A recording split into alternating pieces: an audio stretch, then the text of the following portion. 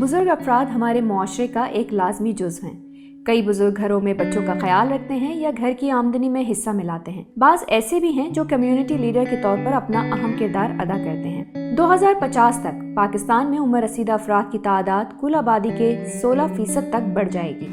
पाकिस्तान समेत तरक्की पजीर ममालिक की कुल आबादी में 13.4% अफराद किसी माजूरी का शिकार हैं। बुजुर्ग अफराद और माजूर अफराद को अक्सर नज़रअंदाज कर दिया जाता है क्योंकि उन्हें पेश आने वाली मुश्किलात और उनकी सलाहियतों का इन्हिसार माजूरी की नौइयत पर होता है, खास तौर पर उस सूरत में जब माजूरी किसी आफत का नतीजा हो।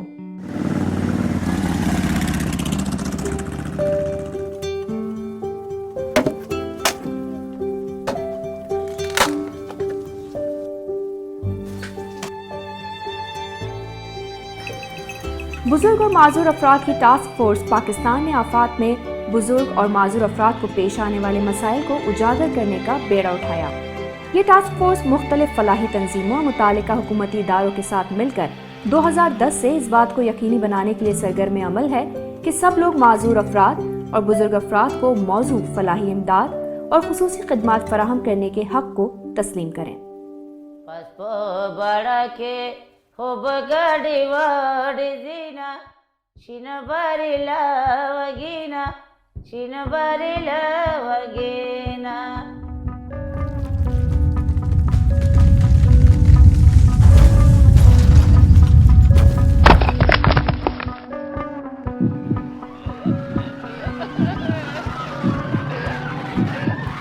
दो 2005 में एक तबाहकुन ज़लज़ले ने पूरे आज़ाद कश्मीर और पाकिस्तान के शुमाली इलाका जात को हिला कर रख दिया।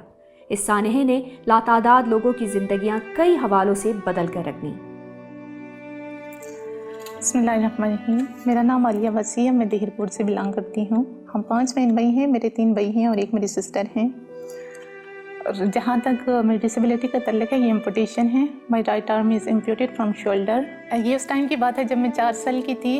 हुआ कुछ यूँ था कि हम लोग खेल रहे थे, मेरे साथ मेरे भाई थे और मेरे कुछ कज़न्स वगैरह भी थे। तो खेल के दौरान हम लोग रोड साइड पे चले गए। वाइल क्रॉसिंग द रोड एक बस ने मुझे हिट किया और मैं गाड़ी के नीचे आ गई और मेरा दायां जो बाजू था वो बस के टायर के नीचे आ गया, जिसकी वजह से मेरा ये दायां बाजू जो है वो कुचला गया और यूँ फिर मेरा ऑपरेशन हुआ और एक जो मेरा बॉडी पार्ट है फॉरएवर जो है तो उससे मैं महरूम हो गई। अपनी एजुकेशन कंप्लीट करने के बाद मैंने टीचिंग को एज अ प्रोफेशन लिया और पिछले 7 साल से मैं टीचिंग के फ़राइज़ सर अंजाम दे रही हूँ और यहाँ पर मैं बहुत ज़्यादा इंजॉय कर रही हूँ और मुझे बहुत मज़ा भी आ रहा है इस फील्ड में आकर। बहुत सारा मुझे लर्निंग का भी मौका मिल रहा है और अल्लाह का शुक्र है कि मुझे कोई ज़्यादा हर्डल्स फेस नहीं करना पड़ी इस फील्ड में आकर। बच्चों का, कम्युनिटी का और मेरी जो कोलीग्स थी उन सब का बड़ा पॉजिटिव रिस्पांस रहा और एज अ बेस्ट टीचर का अवार्ड भी मुझे मिला हुआ है। ये मेरा बेटा साद अहमद है, इसकी उम्र 15 साल है। साद अहमद ये इसे बचपन से ही ऑक्सीजन की कमी है, इसकी वजह से ये ज़हनी तौर पे जो है ना ये डिसेबल हो गया, जिस वजह से इसकी परवरिश में मुझे बहुत दुश्वारियाँ पेश आई। माँ होने के नाते ये मुझसे ज़्यादा बेहतर कोई नहीं जान सकता है इन बच्चों का दर्द। मैंने करीब से देखा, महसूस किया और रोज़ाना ही मैं इस प्रोसेस से गुज़रती हूँ कि इन बच्चों के साथ अच्छे रवैया रखें माशरे में और माशरा जो है इनके लिए फ़ाल किरदार अदा करे ताकि ये किसी से भी पीछे ना रहें। ज़लज़ले के हाथों साद अहमद पर जैसे क़यामत ही टूट पड़ी। हर तरफ तबाही का राज था और ऐसे में जहनी माजूरी का शिकार साद अहमद बेबसी की तस्वीर बना था, जिसकी दादरसी करने वाला कोई भी न था।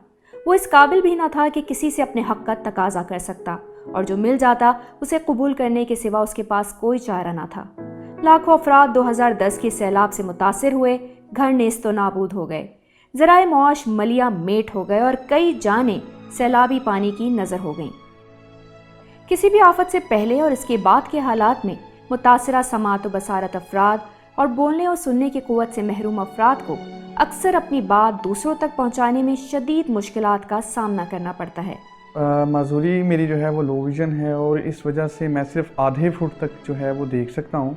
और जब सैलाब आया था तो उसमें जो आप जॉब पे आने के लिए वैसे अपनी ज़िंदगी के मामूलात को सरअंजाम देने के लिए اس میں جو باعث روڈ پہ ہوتے ہیں گھڑے بنے ہوتے ہیں، یعنی کہ نالیاں ہوتی ہیں چھوٹی موٹی اور بڑے نالے ٹائپ بھی بنے ہوتے ہیں، تو ان میں جو ہے پانی بھرا ہوتا ہے، تو اس میں مجھے وہ کافی پرابلم آتی ہیں، اور اس کو کراس کرنا یا پتہ چلے کہ کون سی نالی کس جگہ پہ ہے، اور اس میں ایسا جو پرابلم ہے وہ فیس ہوئی۔ سیلاب اور نقل مکانی جیسی مختلف آفات میں اکثر بزرگ افراد اور معذور افراد کو نقل و حرکت اور بنیادی سہولیات تک رسائی میں بے پناہ مشکلات کا سامنا کرنا پڑتا ہے۔ 2010 میں جو فلڈ آیا تھا ایک قیامت خیز آفات تھی، جو اللہ پاک کی طرف سے ہم پہ ایک عذاب آیا تھا۔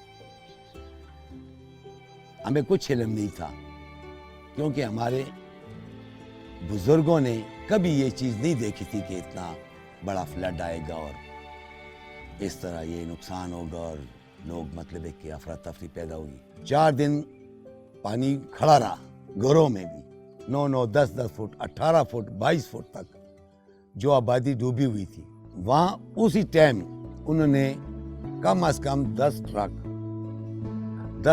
مال لایا، جس میں کمبل، چھتری، تسبیح، پلے، بوٹ وغیرہ اور یہ جو اوور کوٹ ہے، یہ چیزیں انہوں نے لائی، اور ہر جو دریا کے کنارے آبادی تھی وہاں پہ گئے اور انہوں نے وہ تقسیم کیے۔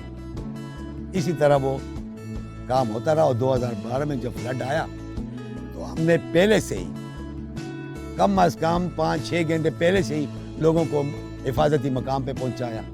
باقاعدہ اس میں بولٹ استعمال ہوئے جو پانی سے نکالنے کے لیے استعمال کرتے تھے۔ اسی طرح وہ 2012 کا جو فلڈ تھا، خیر خیریت سے ہم پہ وہ دن 2 دن ہم پہ گزر گئے، لیکن ہم نے وہ دل میں محسوس کیا کہ واقعی ہیلپ ایج نے ہمیں کچھ سکھایا تھا، اور اس کی وہ تعاون سے اور اللہ کی مدد سے ہم نے وہ 2012 کا فلڈ بھی دیکھ لیا۔ کوئی اس میں نقصان نہیں ہوا، کسی کا وہ نہیں ہوا، لیکن پھر بھی ہیلپ ایج والوں نے کہا کہ نہیں، جس کی دیوار گری ہے، جس گھر میں بیماری پڑی ہے، جس کا چھت گری ہے، اس کے ساتھ بھی پھر انہوں نے ہر مکان کے ساتھ انہوں نے اپنی مدد کی، اور آج وہ لوگ خوش ہیں کہ بزرگوں کی تنظیمیں کام کر رہی ہیں۔ عام لوگوں کے مقابلے میں معذور افراد کو یہ فائدہ ضرور ہوتا ہے کہ ان کی مشکلات کا رخ بدل جاتا ہے، ورنہ جسمانی اور ماحولیاتی مشکلوں کا سامنا تو انہیں روزانہ کی بنیاد پر ہی کرنا پڑتا ہے۔ البتہ جو بدامنی اور قدرتی آفات اچانک آن پڑتی ہیں اور زندگیوں کو تہس نہس کر کے گزر جاتی ہیں، وہ بہت سے لوگوں پر کبھی ختم نہ ہونے والا نفسیاتی اثر چھوڑ جاتی ہیں۔ معذور افراد کو اس حوالے سے خصوصی تربیت دی جائے اور لوگوں کو منظم کیا جائے تو ان کی صلاحیتیں بہتر ہو سکتی ہیں، اور وہ اس قدر بااختیار بن سکتے ہیں کہ آفات کے دوران اور ان کے بعد اپنی اور دوسروں کی مدد کر سکیں۔